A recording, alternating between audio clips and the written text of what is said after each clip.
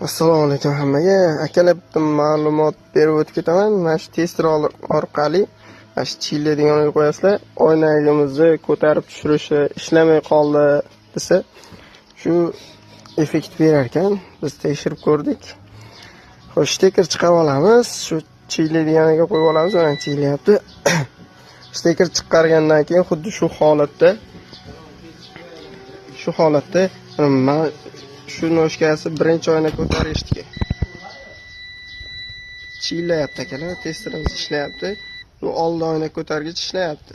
Bu passajir tomon, o'ng tomonniki ishlayapti. Endi orqasi ishlamayapti.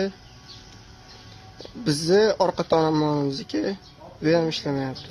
Xo'sh, endi kabeli uzilganmi yo'qmi bilib olish uchun bittasini kabelga tekizib turib, massaga tekizsa, mana ko'k kabelimiz uzilmagan, chillayapti.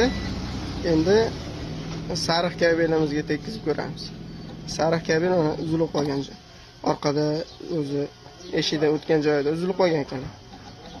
Bunisidan ham tekizib ko'ramiz. Shu ikkita oldi ishlayapti, orqalar ishlagani yo'q. Mana shunaqa tekshirib ko'rib olsalar ham bo'ladi. Bu ishladi, orqani ochib ko'rdik. Kabellar uzilib qolgan ekan, mana. Xuddi shu holatda uzilib qolgan. Tekshirsalar ham bo'laveradi. Xuddi shu holatda shu joydan uzilib qoladi. Orqa tomon ham uzilib qolgan. Foydali bo'lsa, like bosib qo'yasizlar.